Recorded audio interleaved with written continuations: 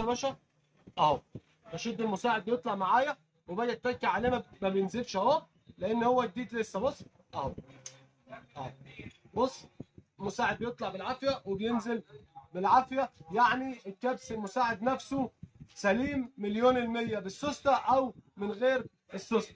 يبقى انا لو حبيت زي ما قلت لك عايز اختبر المساعد بتاعي او اختبر المساعد اذا كان بايظ او شغال ازاي، يبقى مش بالسوسته، احل المساعد خالص افوره زي كده، وابدا امسك المساعد بايديا الاثنين واهز المساعد فوق وتحت اشوفه شغال ولا لا.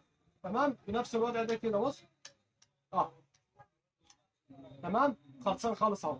في الحاله ديت يبقى انا هجيب مساعد وانا قلبي حديد ومطمن مليون المية ان المساعد اللي عندي القديم بايظ، والصنايعي ما ضحكش عليا، ولا الخبطه اللي عندي ما منعتش ولا الكلام ده كله. لا، الخبطه هتمنع عندك لو ما كانتش بتنزل ركبه بتعمل تكه المساعد. خبطه المساعد بالنسبه برضه عشان الخبطات